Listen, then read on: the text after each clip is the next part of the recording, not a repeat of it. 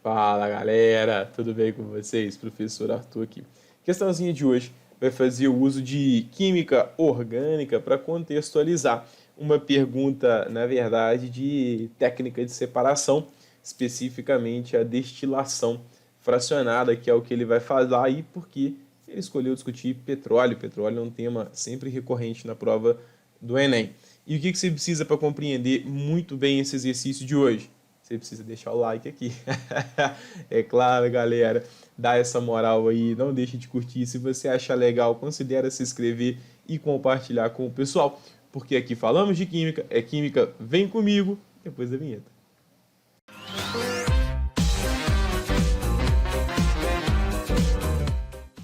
Olha só, galera, o que essa questãozinha traz pra gente aqui, ó. Ela fala assim: os hidrocarbonetos são moléculas orgânicas com uma série de aplicações industriais.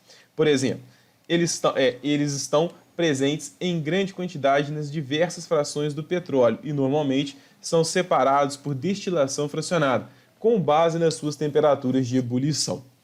O quadro apresenta as principais frações obtidas da destilação do petróleo em diferentes faixas de temperatura. Então ele deu para a gente aqui as frações. Fração, deixa eu trocar a cor aqui e deixar o azulzinho.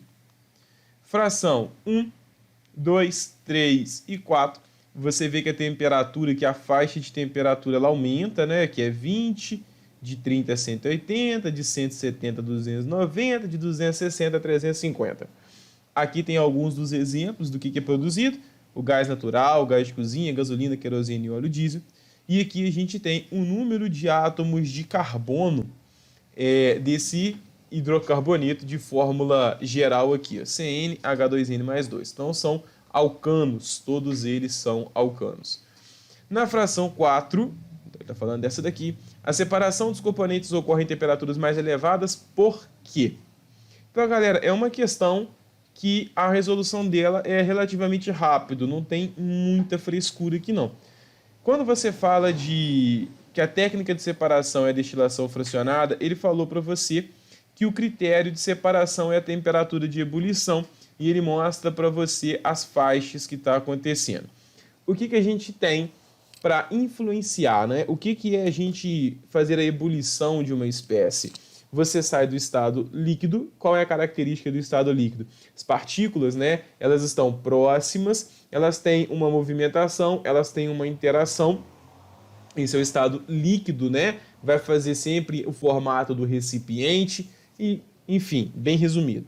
Quando você aquece, você rompe essas interações intermoleculares e vai para o estado, né, gasoso. As partículas estão se afastando consideravelmente. Então, essa é uma característica do estado gasoso. As partículas estão afastadas e têm baixa interação umas com as outras. Então, o processo de destilação fracionado é passar do líquido para o gasoso. Essa é a ideia, essa é a transformação física que você tem.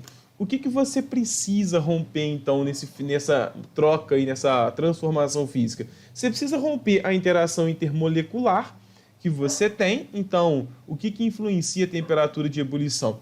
Você vai ter as espécies, as duas moléculas, elas possuem uma interação intermolecular.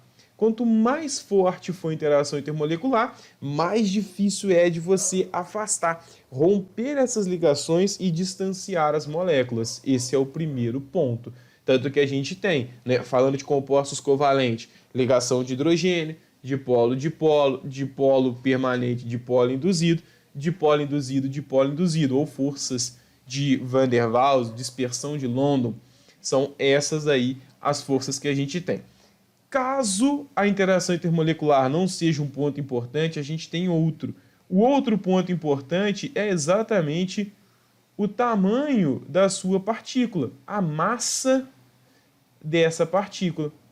Por quê? Pensa o seguinte, já que você quer afastar a partícula, se a massa for muito grande dessas partículas, fica difícil você empurrar elas mesmo para poder distanciar elas. Então esses são os dois principais fatores que você tem que olhar: interação intermolecular e massa. É claro que na química orgânica existe outro ponto importante, que é a gente fazer a análise da estrutura. Os compostos, como é o caso aqui, são alcanos, eles têm a seguinte característica, né? são formados só por ligações simples. Então, esses compostos eles vão se empacotar muito bem. E aí, as interações entre as moléculas, interações intermoleculares, elas ficam bem intensas, elas ficam bem fortes, porque tem um bom empacotamento. Ou então, a gente pode ter os compostos que são ramificados. A presença de ramificação, ela dificulta o empacotamento das camadas. Então, se dificulta o empacotamento das camadas, a interação intermolecular fica prejudicada. Então, aqui a gente tem especificamente na inorgânica a cadeia e as ramificações. Essa pegada só de interação intermolecular e massa funciona muito bem na inorgânica, né? Lá não tem esse lance de cadeia e ramificação. Óbvio, funciona na orgânica também, só que na orgânica a gente ganha esse ponto a mais que a gente possa talvez ponderar. Então, esse é o lance das interações intermoleculares. Ponto importante, são todos hidrocarbonitos. Então, todos eles são apolares. Todos eles têm o mesmo tipo de interação intermolecular, Van der Waals.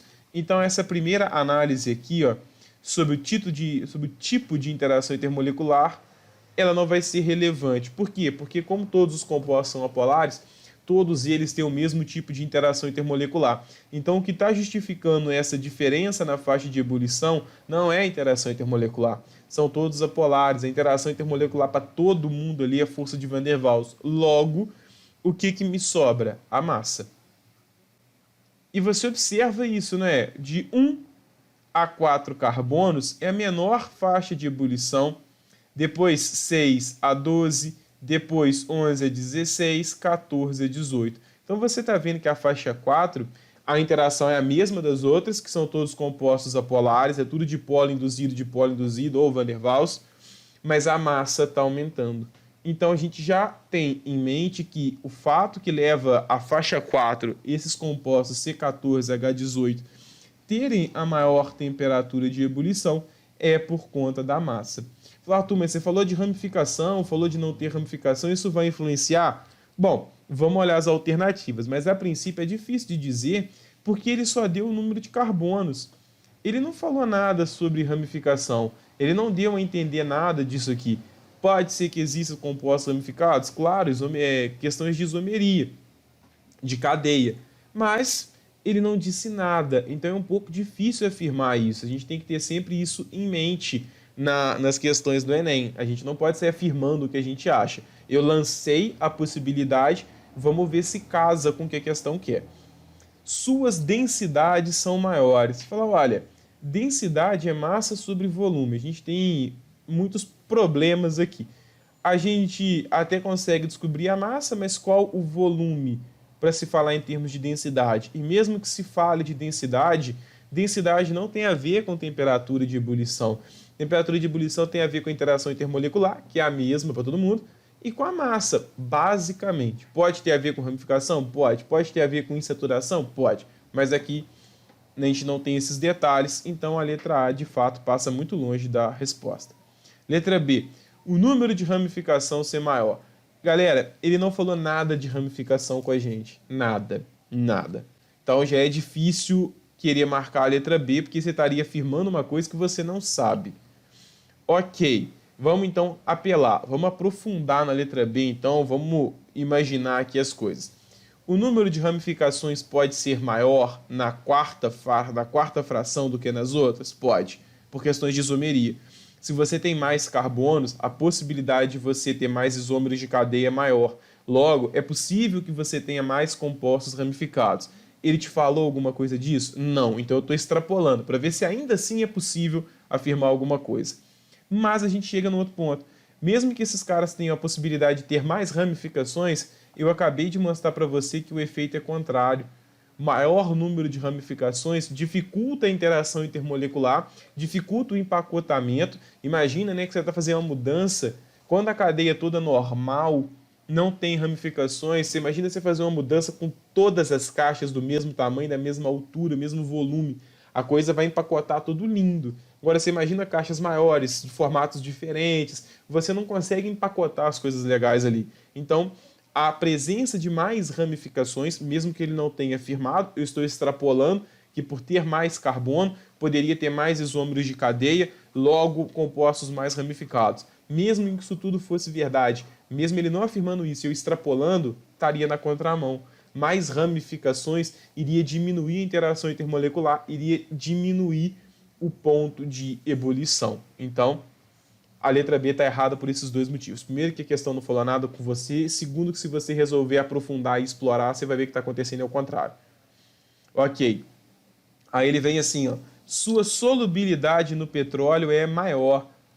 Solubilidade vai depender do tipo de interação intermolecular. Basicamente, daria para aprofundar muito mais na termodinâmica aqui, na termoquímica envolvida por trás disso, mas não tem necessidade. Já que a interação intermolecular é a mesma, galera, os compostos são apolares, todos eles, não tem a ver com solubilidade, né? Forças intermoleculares são mais intensas.